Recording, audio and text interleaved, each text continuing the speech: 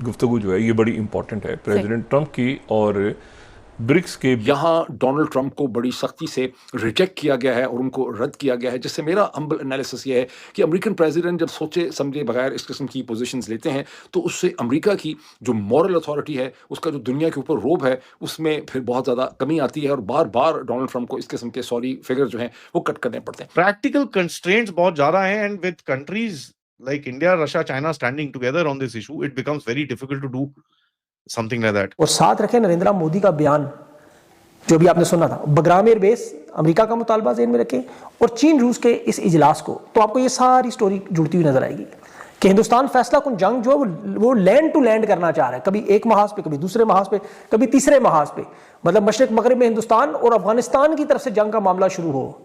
देखें ये ज़हन में रखें, खैबर पख्तूनख्वा में ऑपरेशन चल रहा है, बलोचिस्तान के हालात आपको पता है, खैबर पख्तूनख्वा में तो बल्कि आज जो दहशतगर्दों से मुकाबला 11 जवान और 1 लेफ्टिनेंट कर्नल शहीद हुआ है। ये आप मुख्तलिफ शहरों में जो नेशनल गार्ड्स तैनात कर रहे हैं, ये क्यों कर रहे हैं? जियोपॉलिटिकली इसको देखिए, ये एक ऐसा बड़ा रेयर सिनेरियो है जहां पर India, Russia, China stood on the same side. लेकिन इसके अंदर खासी इंटरेस्टिंग किस्म की चीज़ें हैं इस पोजीशन के अंदर। ये जो जॉइंट कम्युनिके है, इसे बुनियादी तौर पे रूस ने, चीन ने और ईरान ने डिराइव किया है, गो कि इसके सिग्नेटरीज में इंडिया भी है। यहाँ पे देखें चीन इन्हें खामोश नजर आ रहा है और चीन याद रखे उस जब कोई बयान जारी नहीं करता तो इसका मतलब वो शदीद गुस्से में है। उनके साथ जो थिंक टैंक काम करते हैं उनके अल्फाज हैं कि जब खामोश है तो समझ लें क्या है। रूस ईरान के साथ अगर ये मिलते हैं, एयरबेस ग्वादर का मामला होता है, तो फिर ये खतरनाक किस हद तक हम चले जाएंगे। शौक हुआ है जंग का और वहाँ के वजीर दिफा ने, एयर चीफ ने और आर्मी चीफ ने बड़े सख्त बयान दिए पाकिस्तान के खिलाफ। देखेंगे जो अमेरिका का एक जो हाथी पीटने का जो बंदर डांस करता रहता था Trump, that was broken by the fact कि मोदी जी वहां पर ऐसे हो गए and he stood with the rest two leaders because rest two were as it is meeting. नमस्कार दोस्तों, जय हिंद। रूस, इंडिया, चाइना तीनों ने मिलकर एक बार फिर ट्रंप को बहुत बड़ा झटका दिया है और जो ट्रंप सपने देख रहे थे उसको चकनाचूर कर दिया है। दरअसल ट्रंप जहां तालिबान से बगराम एयरबेस दोबारा अमेरिका को सौंपने की बात कर रहे थे, वही भारत ने रूस, चीन और कई एशियाई देशों के साथ मिलकर इस प्रस्ताव का कड़ा विरोध किया है। डोनाल्ड ट्रंप जब अफगानिस्तान में दोबारा अमेरिकी ताकत झोंकने और तालिबान से बगराम एयरबेस दोबारा अमेरिका को सौंपने का दबाव बना रहे थे, तब भारत समेत एशियाई देशों ने इसे कड़े शब्दों में खारिज कर दिया है। भारत ने रूस, चीन, ईरान और मध्य एशियाई देशों के साथ मिलकर साफ संदेश दिया है कि अफगान जमीन अब किसी भी विदेशी ताकत का सैन्य अड्डा नहीं बनेगा। हाल ही में मॉस्को फॉर्मेट की बैठक में इन देशों ने अफगानिस्तान में शांति, स्थिरता और विकास को लेकर गहन चर्चा की। बैठक में ये स्पष्ट कहा गया कि अफगानिस्तान या उसके पड़ोसी देशों में किसी भी विदेशी सैन्य ढांचे की स्थापना क्षेत्रीय शांति और स्थिरता के हित में नहीं है। वह ये खबर सुन पाकिस्तान सदमे में है, क्योंकि पाकिस्तान ट्रंप की पूरी मदद कर रहा है अफगानिस्तान में दोबारा एंट्री करने में। यहाँ डोनाल्ड ट्रंप को बड़ी सख्ती से रिजेक्ट किया गया है और उनको रद्द किया गया है, जिससे मेरा हम्बल एनालिसिस ये है कि अमेरिकन प्रेसिडेंट जब सोचे समझे बगैर इस किस्म की पोजीशंस लेते हैं तो उससे अमेरिका की जो मॉरल अथॉरिटी है, उसका जो दुनिया के ऊपर रोब है, उसमें फिर बहुत ज़्यादा कमी आती है और बार बार डोनाल्ड ट्रंप को इस किस्म के सॉरी फिगर जो हैं वो कट करने पड़ते हैं। लेकिन इसके अंदर खासी इंटरेस्टिंग किस्म की चीज़ें हैं इस पोजीशन के अंदर।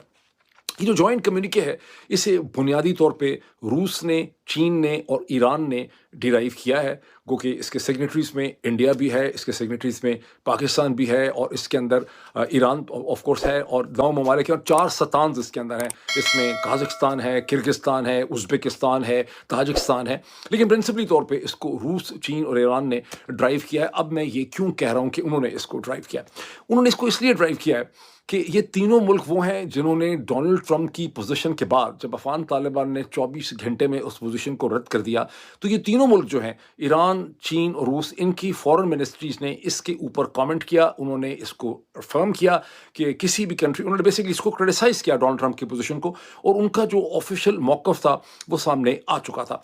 पाकिस्तान की पोजीशन बड़ी इंटरेस्टिंग है। फाइनल जॉइंट कम्युनिके में पाकिस्तान ने भी साइन किया है, लेकिन इस सारे टाइम पीरियड के दरमियान में ये समझा गया और बहुत सी अफवाहें गर्दिश कर रही थी कि पाकिस्तान जो है वो इनफैक्ट अमेरिका को फैसिलिटेट करना चाहता है बैग्राम एयरबेस लेने के लिए, जो वैसे बड़ा अजीब व गरीब किस्म का बिलीफ था लोगों का जो इसमें बिलीव करते थे। उसकी वजह यह है कि पाकिस्तान ने 20 बरस मार खाई है, 20 बरस लान तान बर्दाश्त की है, डबल गेम्स की, तमाम इल्ज़ामात बर्दाश्त किए हैं, क्योंकि पाकिस्तान का स्ट्रेटिजिक गोल ये था कि अफ़गानिस्तान में अमेरिका की मिलिट्री प्रेजेंस पाकिस्तान के वजूद के लिए ख़तरनाक है और ये एक टू वॉर फ्रंट सिचुएशन है। ईस्ट में हिंदुस्तान है वेस्ट में अमेरिका बैठा हुआ है अफगानिस्तान के अंदर, ये चीज़ बड़ी खतरनाक है। और पाकिस्तान का एक multi dimensional strategic defence relationship जो है वो चीन के साथ भी है। और चीन कैसे ये बर्दाश्त कर सकता है कि अमेरिका की एक मिलिट्री प्रेजेंस जो है वो बैग्राम एयरबेस के अंदर मौजूद हो।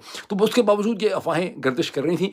इसमें जो लोग सिग्निफिकेंट बात नोट करते हैं वो ये है कि पाकिस्तान फॉरेन ऑफिस के तौर की तरफ से किसी भी किस्म की पोजीशन जो है बैग्राम एयरबेस के ऊपर नहीं ली गई। अच्छा, पोजीशन का मतलब ये नहीं है कि पाकिस्तान ने डोनाल्ड ट्रंप को क्रिटिसाइज करना था या कोई बड़ी ऑफिशियल पोजीशन लेनी थी। तरीका ये होता है कि फॉरेन ऑफिस के अंदर आप किसी रिपोर्टर से एक सवाल पूछवाते हैं और 50% से ज़्यादा रिपोर्टर जो फॉरेन ऑफिस में जाते हैं वो यही काम करते हैं कि उनको सवाल दिया जाता है, वो सवाल पूछते हैं। और ये सिर्फ पाकिस्तान में नहीं होता, ये डिपार्टमेंट ऑफ स्टेट के अंदर भी यही तरीका है, हिंदुस्तान में भी यही तरीका है, बरतानिया में भी यही तरीका है, रूस चीन की तो खैर बात आप करें ही ना इस हवाले से सिरे से।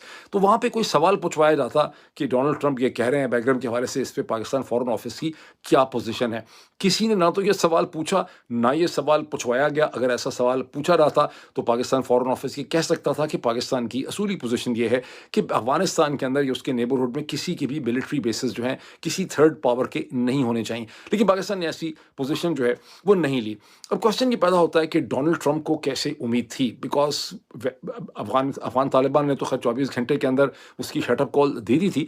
लेकिन फिर भी जब आप सुनते हैं कि अमेरिका का सदर ये कह रहा है कि हमें बैग्राम एयरबेस के हवाले से अफगान तालिबान के साथ हमारी बातचीत चल रही है, अगर अफगान तालिबान हमें ये नहीं देंगे तो उसके बड़े स्ट्रॉन्ग कॉन्सिक्वेंसेस होंगे, तो आखिर क्या वजह है, किस बेसिस पे अमेरिका का सदर जो है वो इस किस्म की बात कर रहा है।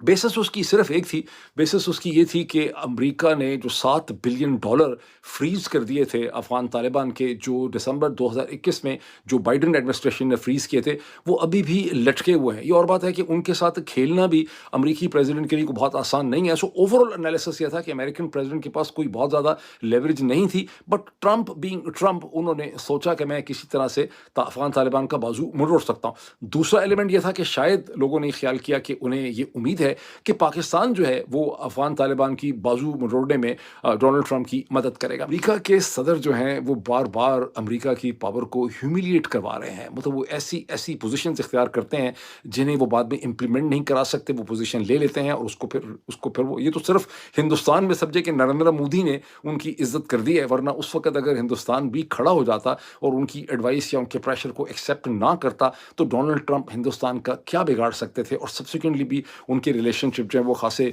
कोल्ड स्टोरेज के अंदर चले गए। तो बहरहाल अमेरिकन प्रेसिडेंट की यहाँ पे खासी सुबकी हुई है। लॉट ऑफ रिसोर्सेज जहां पर ये कुछ करना चाहेंगे, end of course tickling the underbelly of Russia is something that they love doing, तो ये कुछ बेवकूफी वहां पर भी करने की कोशिश करेंगे। प्रैक्टिकल कंस्ट्रेंट्स बहुत ज्यादा हैं, and with countries like India, Russia, China standing together on this issue, it becomes very difficult to do something like that.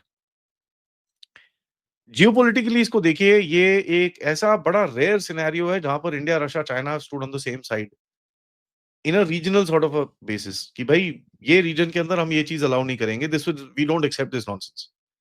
And ये हम बहुत रेयरली देखते हैं, we don't see that happening very often.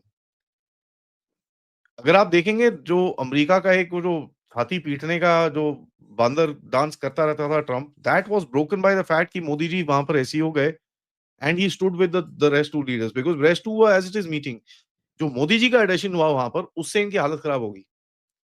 And you saw how Trump reacted, you know, we could see that.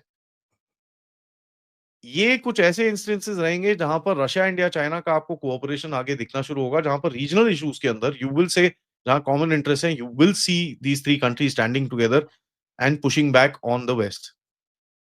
I personally didn't expect कि ये चीजें होंगी। मुझे पता था मॉस्को फॉर्मेट में कुछ बातें चल रही हैं, रीजनल कोऑपरेशन, उसमें बातें होंगी, ह्यूमैनिटेरियन एड कैसे जाना है ईरान के साथ, ये वो whatever needs to be done, वो कर रहे होंगे कि कुछ ना कुछ shadow fleets and you know a lot of stuff will be there. Personally, I didn't expect this sort of a statement to come about Afghanistan and Bagram, क्योंकि इससे दो चीजें होती हैं। एक तो आप एक्नॉलेज कर रहे हो कि ट्रम्प को ये चीज चाहिए, which a lot of people would not want to do actually, because देखिए ट्रम्प के रैंट्स होते हैं, you don't really want to give them not every rant, give it space by actually acknowledging it. तो आप देख रहे हैं global powers don't react to everything that Trump says, unlike हमारे कुछ so called journalists है, जिसको एक कल मैं देख रहा था, anyways, I don't want to mention her, she irritates me quite a bit.